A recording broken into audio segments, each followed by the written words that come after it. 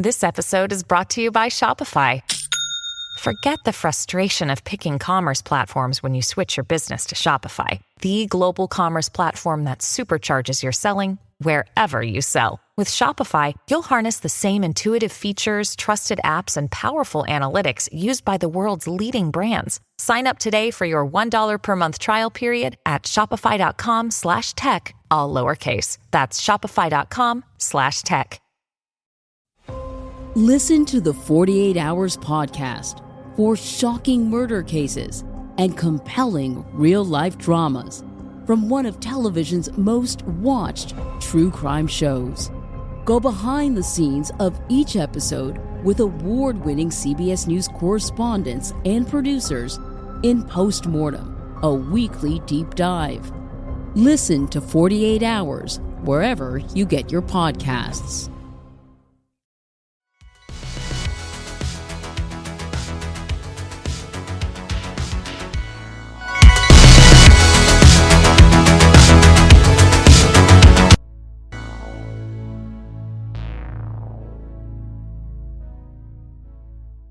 Welcome back to No Waco. I am your co-hostess with the mostest, Hailey, and I am actually podcasting from my kitchen today because we had a pretty crazy winter storm.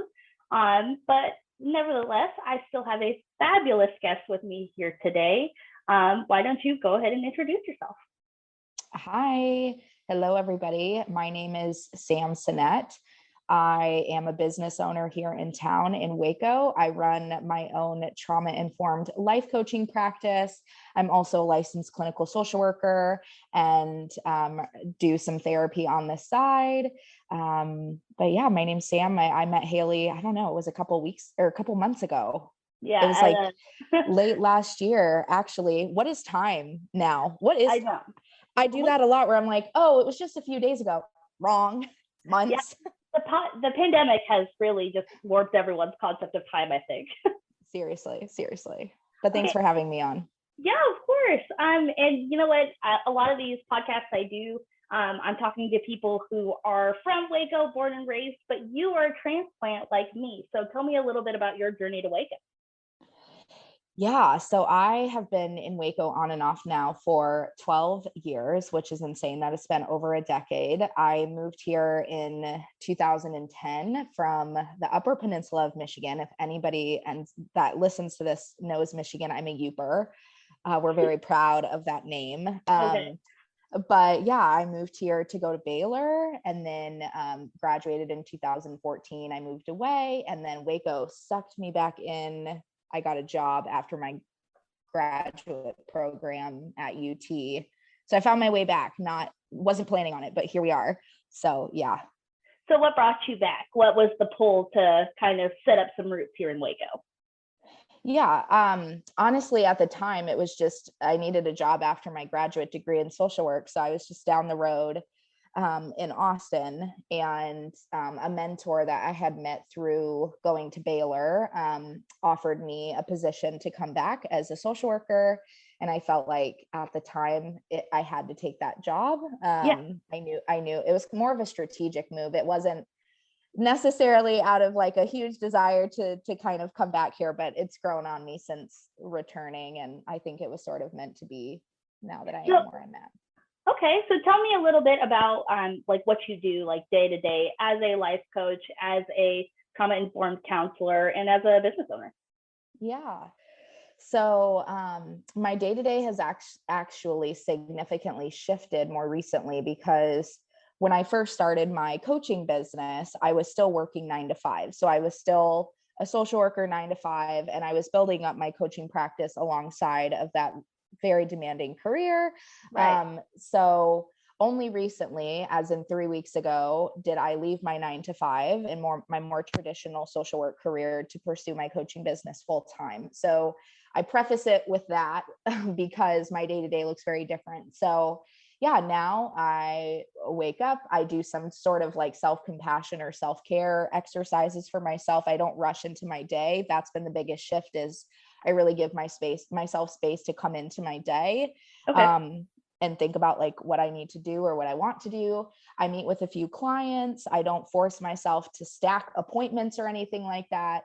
So I see some coaching clients, maybe some therapy clients, because I still engage in some of the private practice work. And then at some point I get my booty outdoors. Like I said, like being from Michigan, and I really grew up in the woods, like truly my mom's house is in the woods. I grew up with living in a really rural environment, and just kind of realized that I need that time to sort of ground. And so at some point I get out and about, get my dog out, I go to the gym, and that's kind of the flow. It's so much different the last like 3 weeks than it had been before. I felt like I was running around like a chicken with my head cut off. Yeah, of course. I mean, and I had talked to Ashton before, and I had her on the podcast as well. And something that we just talked about was kind of taking the road less traveled. You know, just getting away from, like you said, you just left your 9-to-5 job to pursue something different. And I think that that's something really cool about the group that you guys run, is about talking about those options, especially for women, that you don't have to be tied down to a certain career your whole life.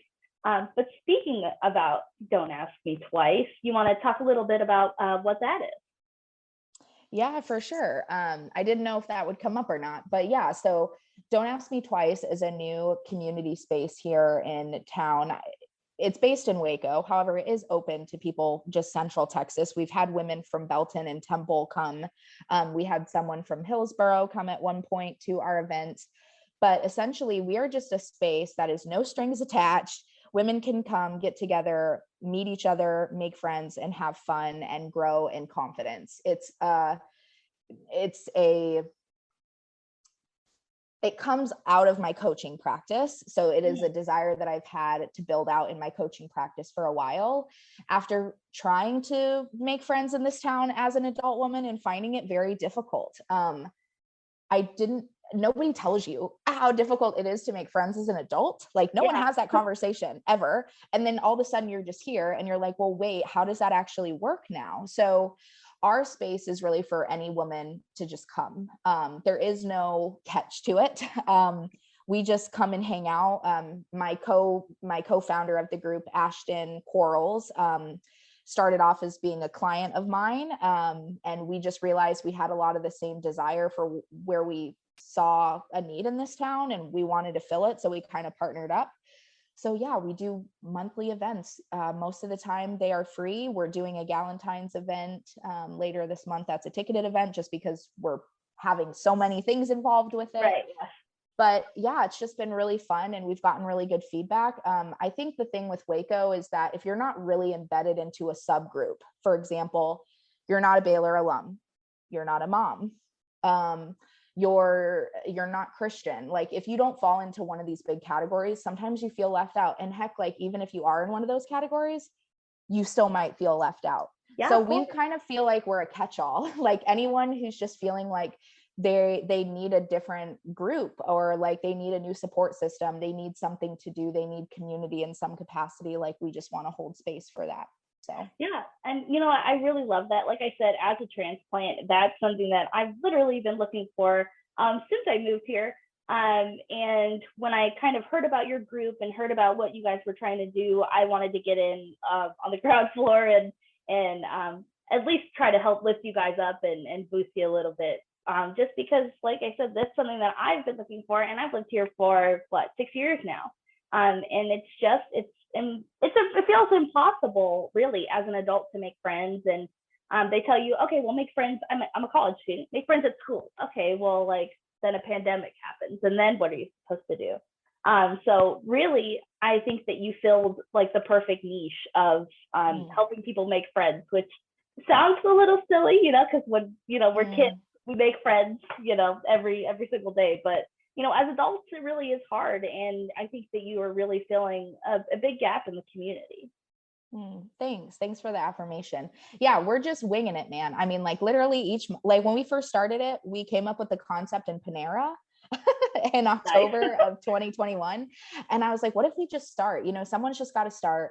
We're not perfect. Like it's okay. Like, let's just start and see if anybody cares or wants to participate. And then Right. Yeah. we had that first event that's where I met you at Union Hall. And we're like, oh my gosh, people actually showed up. We strategically invited some of our closest friends because we're like, okay, if no one shows up, it'll just be a get together with a few of our friends. Right. But we had strangers show up and we were like, oh my gosh, okay, people need this. Women need this. So yeah, if you're a woman in the community and you're just like, hey, I need a new friend, or I need something to do, something to fill my time that's just not the norm, and you want a reason to show up for yourself, like that is our space. You can find us on Instagram. We're at Don't Ask Twice on Instagram. So yep, it's a great follow for Waco women. So you have like your hands in all kinds of different baskets right now. So what are some of your big goals, like as a business owner, as a life coach, as a counselor, and just as a person for 2022? Yeah. So the first one that came up for me when you said it, just as a person, I was like, be happy. The last 2 years have been hard, as like an understatement. For me, it's really been the last decade of my life has really been challenging. I've experienced a lot of loss. I lost my dad, and I lost one of my younger cousins and a friend of mine from college. And it's just been one thing after another. And I'm like, I just want to be happy. I just want to do things and take control of my life in a way that makes me feel joy, and be unapologetic about feeling joy. So that's the first thing that comes to my mind. It's a big part of the reason that I pulled the plug on my 9-to-5. It's not that I didn't feel fulfillment from that, but ultimately I was too stressed. I wasn't showing up as a version of myself that I know is like true. And so, yeah, this year, I just want to be happy and do those things. So that's my main goal, which is why one of my big things is like starting my morning off slow and not just like rushing into my day and starting to check the boxes. So that's a big thing. Professionally, my biggest thing was creating something in the community. I'm an extroverted person. I'm not meant to be in my house 24/7. Right. It's just not my thing. So I really wanted to create something in the community that was sustainable. I feel like I'm already doing that, but I want to keep expanding on it. Another piece is I want to get what's called my professional coaching certification. It's called just your PCC, if anybody's familiar with the coaching industry. So I'm going for that this year. It's more of like an expert level coaching certification. So I really want to do that. And then I want to travel. I feel that.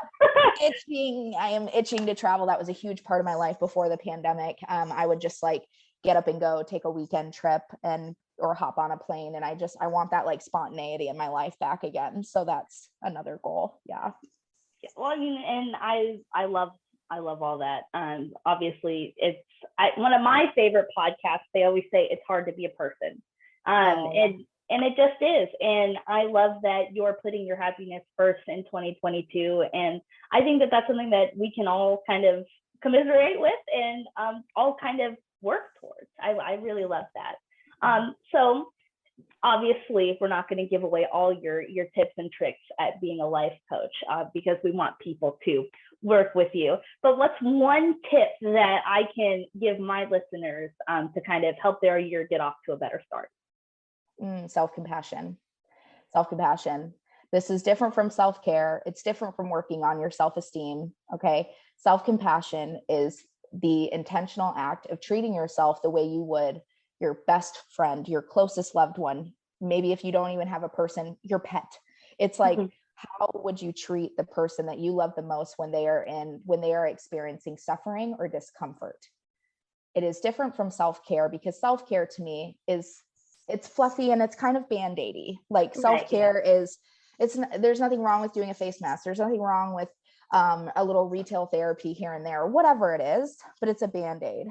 Self-esteem ebbs and flows, right? Like we have seasons of our life where we're successful and we're like, hell yeah, I feel great about myself. And then we have seasons of our life where we're like, dang, what is going on? Like, I'm not feeling great. I'm not feeling good about myself right now. So self-esteem comes and goes. We cannot rely on self-esteem to get us through, but self-compassion is an intentional act that you can be practicing every day. There is a website by Kristen Neff, who is kind of the lead researcher in the field of mental health and psychology around self-compassion. She has beautiful exercises on there, but that's something I feel like I'm trying to work on practicing more, and I'm trying to educate as many people as possible that like that is something that can really aid in overall well-being and help them just really stay in the present and not get too caught up in, fear of the future or fear of what's coming and uncertainty, or really just, staying in the past, staying stuck. Yeah. So that's what I would say is look up self-compassion, practice it as much as you can. Of course. I mean, get those good habits going in 2022, but also throughout the whole year. I mean, we're in February now, that I'm a big believer in make positive habits happen all year round. So it's been great to have you on. Before I let you go, I always ask at the very end, what's one thing that you want Waco to know about Sam? Oh my gosh, what is one thing I want Waco to know about me? I'm available, I guess, not even just from a professional standpoint, but I feel like one of my gifts is that I'm a connector. Like I really can talk to anybody about anything at this point.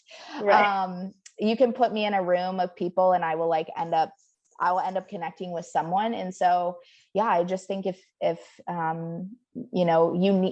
you need a resource, or you don't know where to go for something, or you need a friend, or you need like a positive social media account or whatever it is, I guess I'm available. And also, if you are out there and you are similar to me in that you are Italian, you are an Enneagram 8, you are bold, direct, you are not from the South originally, you are not alone. I am here and you are my peoples, and I would love to connect with you as well, because I'm definitely not I'm not the status quo Wacoan. I don't think. I mean, what even is that anymore? But when I first moved here, there was definitely a version of that. And I'm probably not that person. So yeah, I don't know if that's what you're looking for. I don't really know how to answer that question, but that's what comes up. Perfect. I love it. And speaking of connecting, where can the listeners find you? Sure. Yeah. So most of my content, my life, my personality is housed on my Instagram. So you can follow me. My handle is that's what Sam _said. So that's what Sam _said. You can also check out my website. It is just simply www.samsinet.com if you're interested in what I have to offer the world. But yeah, stay connected with me there. It's been so great having you on, Sam. Thank you for meeting with me in my kitchen this week. Just because of the Texas weather, it throws us for a loop sometimes. Yes. This has been a beautiful conversation, and I've got a lot out of it, and some new things that I can take with me in the rest of my year. And I hope that you stay safe and stay warm. Thanks, Hailey. I appreciate you.